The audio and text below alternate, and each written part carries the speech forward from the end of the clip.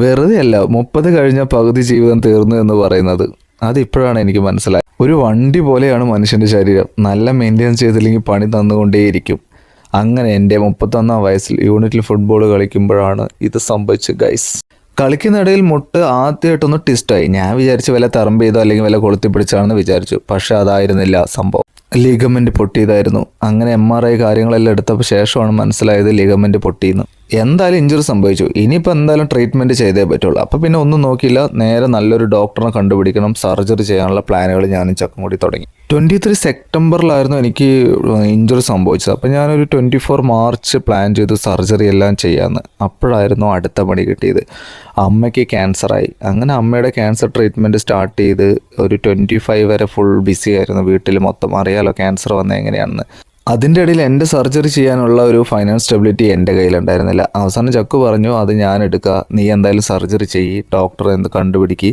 അങ്ങനെ ഞാൻ കുറേ റിസർച്ച് ചെയ്ത് ഒരു ഡോക്ടറെ കണ്ടുപിടിച്ചു. ആർമിയിൽ ചെയ്യാൻ എനിക്കൊരു താല്പര്യം ഉണ്ടായില്ല. അതിനൊരു കാരണമുണ്ട്. കാരണം എന്താണെന്ന് പറഞ്ഞു കഴിഞ്ഞാൽ, നമ്മളിപ്പോൾ ഒരു സർജറി ചെയ്യാൻ ഒരു ഡോക്ടറിന് കൊടുക്കുകയാണെങ്കിൽ നമുക്ക് 100% 200% ധൈര്യം വേണം. അങ്ങേര് കൊടുത്താൽ സക്സസ് ആവും എന്നുള്ളൊരു കോൺഫിഡൻറ്റ് വേണം.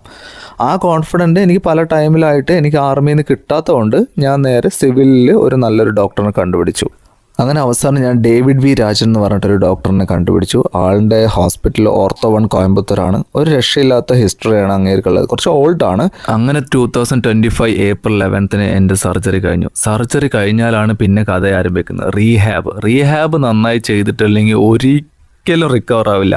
ഒരിക്കലും നമ്മുടെ തൈസ് ഫോം ആവില്ല. തൈസ് എപ്പോൾ ഫോം ആവുന്നോ അപ്പോഴാണ് നമുക്ക് ഫുള്ള് റിക്കവറിലോട്ട് പോകാനും കളിക്കാനും എല്ലാം. റീഹാബ് നന്നായി നടന്നിട്ടില്ലെങ്കിൽ റിപ്പയർ കഴിഞ്ഞ് കാർ ഓടാതെ കിടന്ന് എങ്ങനെ പെർഫോമൻസ് തരും?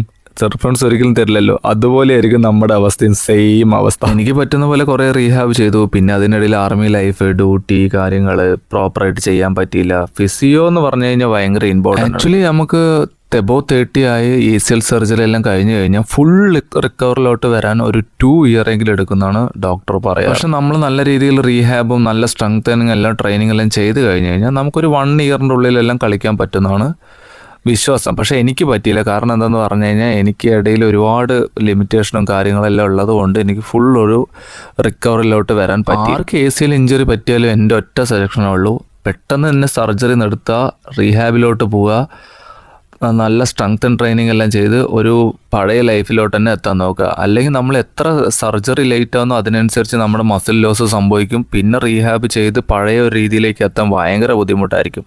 ഇനി എനിക്ക് ഒരുപാട് ഫോമിലോട്ട് എത്തണം. അപ്പോൾ 1 ഇയർ കഴിഞ്ഞിട്ട് ഇത്രത്തോളമാണ് എനിക്ക് എത്താൻ പറ്റിയത്. ഇനി ബാക്കിയുള്ളത് കാണാം.